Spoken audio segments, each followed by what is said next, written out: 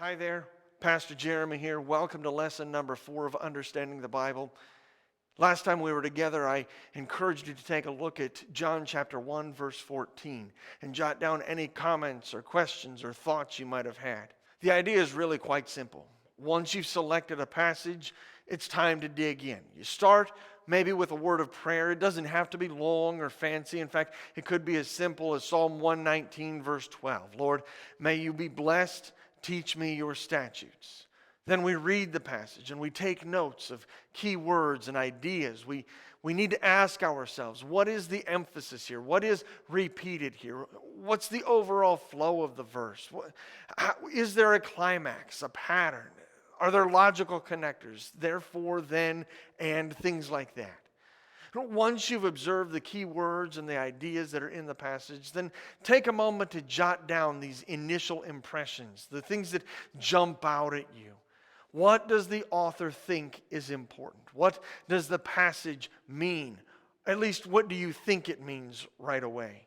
Remember, these are just initial impressions. They're not the end of the process, but rather the beginning. Our job right now is to figure out whether we were right or wrong. Now take a moment, record some questions that you might need to investigate. At the very least, start with what you need to know to confirm or deny your initial impressions. But also make sure that your list of questions includes things like, what don't I understand?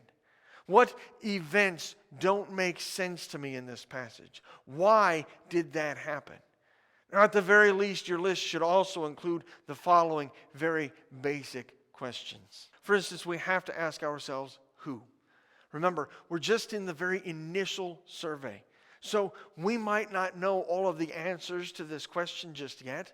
But if we can't answer the question, well, then that just makes my point that we need to figure it out. Specifically, when we ask the question, who, we need to know who is the author. The author's identity can play a crucial role in our interpretation of a passage. Consider, for example, Proverbs chapter 5, verses 15 through 23. Now, at first glance, we might realize that the passage is calling us to be faithful to our one spouse for our entire life. But the teaching takes on a whole lot more weight when we realize that it was written by Solomon, the king who was famous for having 1,000 wives.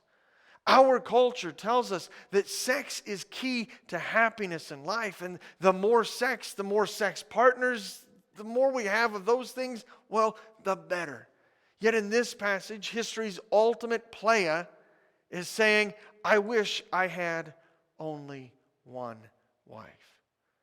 We also have to ask ourselves, who is the audience? Now, if you've ever shared an inside joke with someone, well, then you can understand why this is important. You don't have to tell the whole joke. Maybe just a single word or a gesture will set you off laughing. We need to know then how the identity of the audience and their relationship with the author affected what the author wrote and didn't write. And we also need to know how their identity and experience affected the way that they understood what the author wrote. Thirdly, we need to know who are the different players in this passage. Are there different characters that are introduced? Are there people who are working behind the scenes to influence the meaning of the passage? Who's in there? Who's playing a part? Finally, we need to know who is conspicuously missing in action. Take John chapter 13, for example. In John chapter 13, verse 2, it's noted that Judas has already decided to betray Jesus.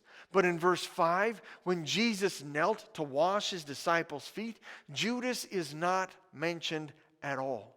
The implication is that Jesus went ahead and washed even Judas's feet, even though he had already set in motion the events that would lead to the crucifixion. Now, on what basis do we have to exclude people from our worship services? Second question that we need to consider is what? What are the events and actions that are happening in this passage? What seems to be the main point? What is the unexpected? What are the details? What is the obviously significant part of this passage? What seems mundane? Remember, that paper wasn't available in the Middle East until at least the 8th century. And it wasn't widely used in the Western world until at least the 13th century. So prior to the advent of paper, people wrote on either tanned animal hides called manuscripts or papyrus made from flattened and dried reeds that could only be found one place in the world at the end of the Nile River Delta. In other words, writing materials were relatively expensive because supply was limited and labor intensive to produce. And as a result, you would not record things unless they were actually somewhat important. So even though it seems mundane, there's probably something significant there. A tremendous example of this is found in Mark chapter 1, verse 41. After a man with leprosy approached to see if Jesus would heal him. Mark writes, moved with compassion, Jesus reached out his hand and touched the man. I am willing, he told him, be made clean. And what we notice is that Jesus reached out and touched this man and then made him clean. This was profound. People with leprosy were not allowed to live in town. And every time they were near people, they would have to yell at the top of their lungs, unclean, unclean, so that people would know to stay away from them, so that there'd be no risk that they would touch the leprous person and get the disease.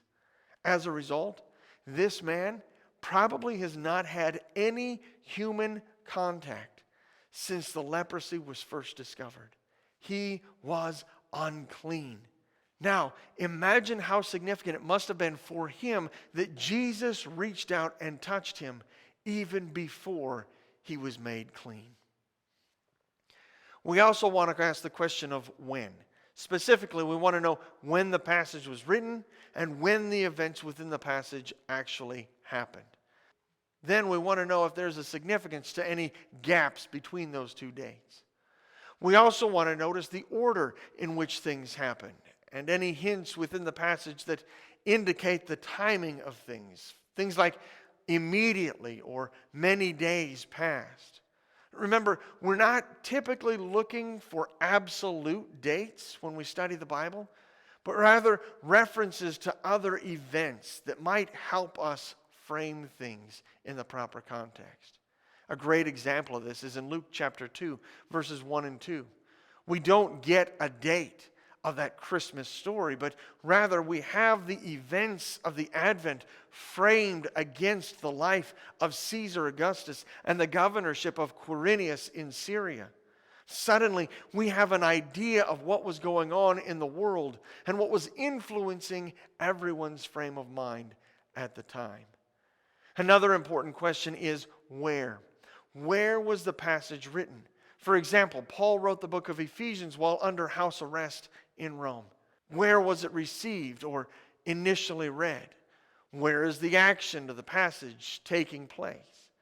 Make sure to note any movement that might be happening in the passage. For instance, Joseph took his young family from Bethlehem to Egypt in Matthew chapter 2, verses 13 through 15. Remember, at this point, we might not know all of these answers, or we might not know anything more than the name of the place. Sometimes we won't even know that. So we might be asking a question that we're going to have to actually research just a little bit to find an answer. We also need to ask ourselves how. As in, how did things happen? What were the mechanical things that went into this? And what was it that made it work? Take note of the verbs, the action words that are not exactly what you would expect, or that seem just a little bit more or maybe less detailed than you would think. Take note also of the descriptive words, adjectives and adverbs. And remember, writing supplies were expensive and in short supply. Therefore, extra words such as adjectives and adverbs, they were luxuries that the author usually couldn't afford. So they would skip them unless they were absolutely crucial. A great example of this is in Mark chapter 6, verses 30 through 43. We see in verse 31, 32, And again in verse 35 that the scene is occurring in a remote, deserted place. In other words, the desert. But then in verse 39, Jesus instructed the 5,000 men, plus women and children, to sit down on the green grass. Green grass in the desert? Who ever heard of such a thing? Yet when Jesus showed up, the NIV application commentary observes the barren desert has suddenly become green as the shepherd finds good pasture for his flock beside the waters of the sea and restores their soul and guides them in right paths by teaching them. Finally, we need to ask why. This last question is absolutely essential. See, it's here that we're interested in the trains of thought. How is one thought in the passage connected to the next? Is there a logical progression of some sort? Is there a causal relationship, perhaps? We also want to notice the underlying assumptions, things that we might not know, but that the original author and original reader both did. For example, 2 Corinthians chapter 12, verse 2 speaks of third heaven. Paul assumed his readers would understand that there were different heavens ranging from the realm of the air and birds here on earth, the sky which was just beyond the reach of the people of his day, to the sun, moon, and stars at the second level, and finally to the third heaven, which was where God is. Remember also, it's important to keep asking why. I once heard it said that to fully understand something, we need to ask the question why 7 times. Now, I'm not so sure about that exact number. I don't know that it's all that important, but it is important that we keep digging until we have fully explored why something is happening. Once we've formulated our questions, the final step of the initial observation phase is to make a plan. In particular, we want to take a moment to step back, to read the passage one more time, to look for anything that we might have missed, to consider anything that we just didn't grasp the first time. Like that time you forgot to pack your toothbrush when you were going on that trip. Simply taking one more look might help you see something that you didn't get before. Then, once we've done that, we want to figure out what we're going to need to do in order to confirm or deny our initial impressions. And more importantly, to answer our questions. What will you need to research? What resources are you going to need to find? How are you going to unpack all of this stuff so that you can begin to understand? So let's make some initial observations about our lab passage, John chapter 1, verse 14. Now again, the passage says, the Word became flesh and dwelt among us. We observed His glory. The glory is the one and only Son from the Father, full of grace and truth. What are some key words and ideas that we see right away? Look for words that are repeated, that are key to what's going on. And maybe they don't understand them, or they just stick out as kind of sore thumbs. I don't know.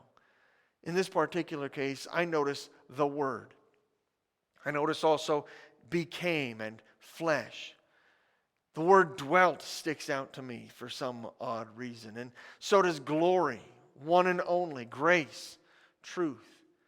These are important keys that we're going to have to understand if we're going to fully grasp what John is saying in this mic drop statement.